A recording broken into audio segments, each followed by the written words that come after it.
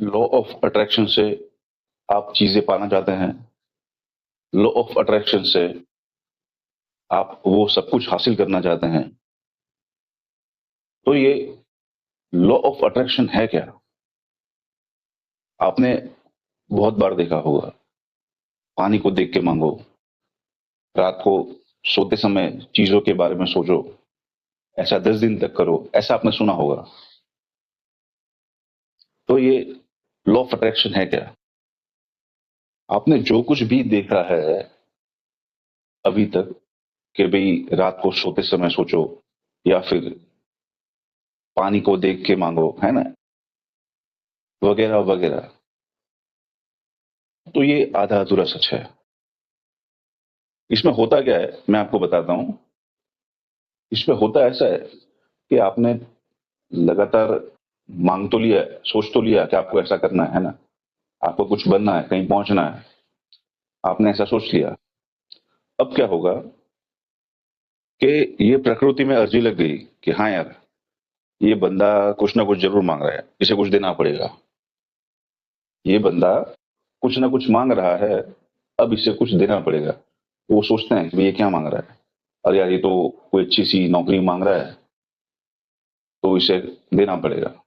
तो क्या होगा? या फिर आपने पैसा मांगा हो, एक्स वाई जेड जो भी मांगा हो आपने, अब होगा क्या?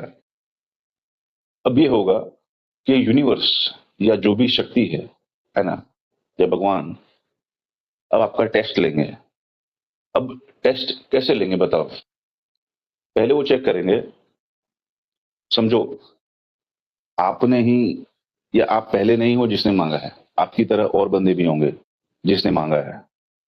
समझ लो ऐसे 10 लोग हैं कि भगवान मुझे बहुत पैसा चाहिए, है ना, आपने ऐसा मांग लिया। अब होगा क्या?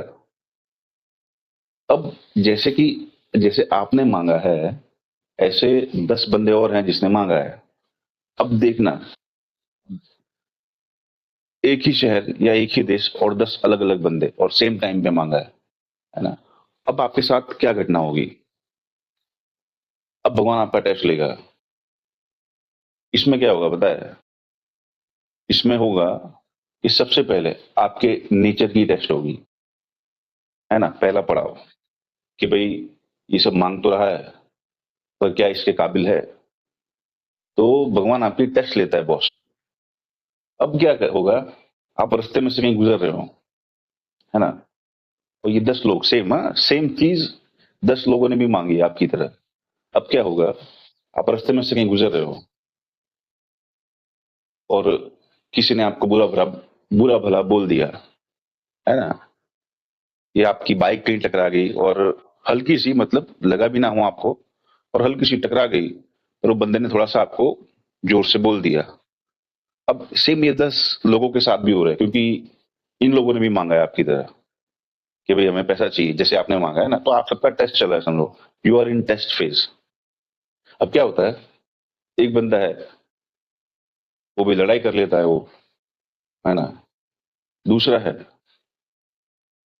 वो गाली दे देता है, भाई कुछ ना कुछ अनाप शनाप बोल देता है, टकराया है तो। फिर तीसरा बंदा है,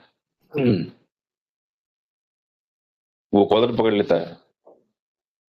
अब बच्चे साथ साथ भी बाइक के साथ टकराए हैं, है ना, पर ये साथ क्या कर रहे हैं? सॉरी बोल के निकल जाते हैं। तो ये पहला टेस्ट जो था, इसमें क्या हुआ?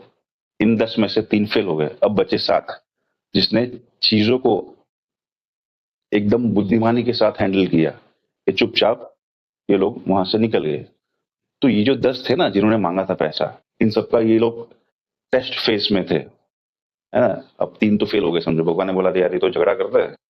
अब इनको, क्योंकि जैसे आप एग्जाम देते हो उस तरह ऊपर भी लाइन लगी हुई है भैया, तो सब लाइन लगी हुई है। तो अब बचे 7। अब क्या होगा? अब ये होगा कि समझो ये 7, एक एक टेस्ट तो ये पास हो गए ना, 10 में से 3 फेल, और 7 बचे।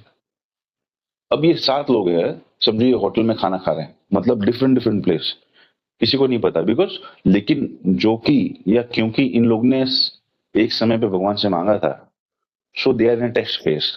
अब ये लोग क्या है, एक टेस्ट तो पास हो गए, सेकंड टेस्ट, ये होटल में गए हैं, होटल में जाके ये लोग खाना खाने जाते हैं फैमिली के साथ में।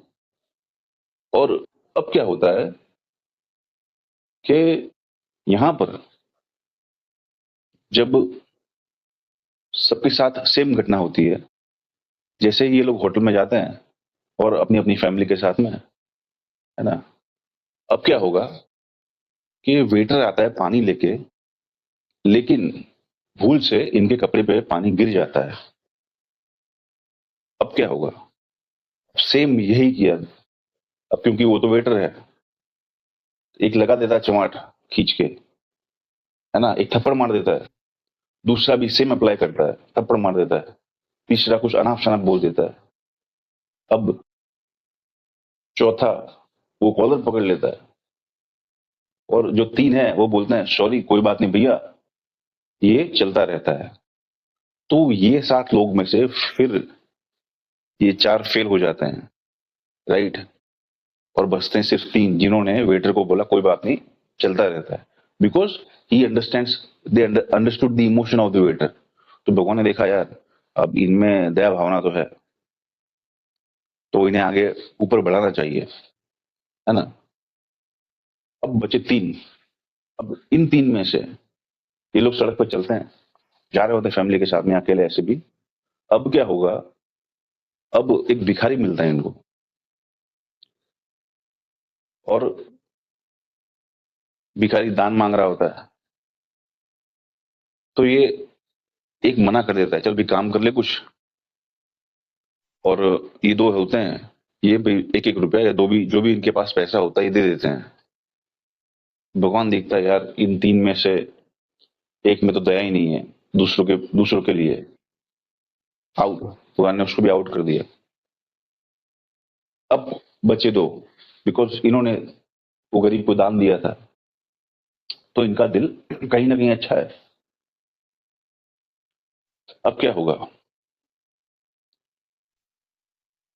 अब इनके पास कंडीशन ऐसी बनेगी कि इनके पास धीरे धीरे पैसा, जो पैसा है इनके पास वो आना शुरू होगा, है ना। जो जो इन्होंने मांगा था उन्हें धीरे धीरे ये मिलने लगेगा, क्योंकि ये ऊपर वाले के टेस्ट में पास हो गए। जो टेस्ट लेता था ना भगवान, जिससे बोलते हैं, ऐसा नहीं कि जो फेल हो गए हैं वो कभी नहीं बनेंगे। भगवान बोलेंगे कि अभी तू अपने आप को सुधार, और जैसे ही वो सुधरते हैं, है ना, उनमें कोई चेंजेस आता है, तो उनका नंबर फिर से आएगा।